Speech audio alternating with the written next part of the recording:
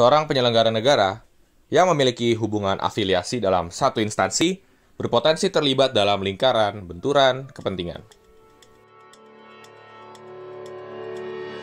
Benturan kepentingan adalah situasi di mana penyelenggara negara di lingkungan Sekretariat Jenderal DPR RI memiliki atau patut diduga memiliki kepentingan pribadi terhadap setiap penggunaan wewenang sehingga mempengaruhi kualitas keputusan yang dihasilkan. Lalu, dari mana benturan kepentingan bersumber?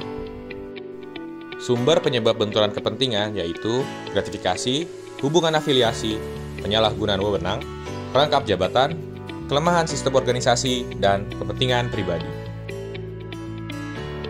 Benturan kepentingan dapat dicegah dengan menurunkan risiko terjadinya benturan kepentingan. Hal ini dapat dilakukan melalui menghindari rangkap jabatan, menjauhkan kepentingan pribadi dari pelaksanaan tugas, menolak gratifikasi terkait jabatan, dan membatasi interaksi dengan pihak-pihak yang berpotensi dipersepsikan memiliki benturan kepentingan. Bagaimana jika benturan kepentingan telah terjadi? Kita dapat mengatasinya dengan melakukan penanganan benturan kepentingan. Pegawai yang terkait dengan pengambilan keputusan dapat melapor kepada atasan langsung dengan melampirkan identitas pelapor dan bukti-bukti terkait. Atasan langsung memeriksa terkait kebenaran laporan tersebut, paling lambat 3 hari sejak diterimanya laporan. Apabila hasil pemeriksaan tidak benar, maka keputusan yang diambil pegawai tersebut tetap berlaku. Namun, apabila hasil pemeriksaan benar, maka keputusan pegawai akan ditinjau kembali oleh atasan, serta akan dilakukan pengawasan oleh inspektur terhadap tindak lanjut hasil pemeriksaan tersebut.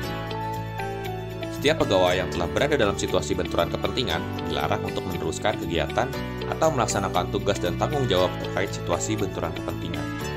Penanganan dapat dilakukan melalui pegawai yang telah berada dalam situasi benturan kepentingan dapat mengundurkan diri dari tugas atau kegiatan, serta melapor pada atasan langsung dan menyampaikan surat pernyataan potensi benturan kepentingan.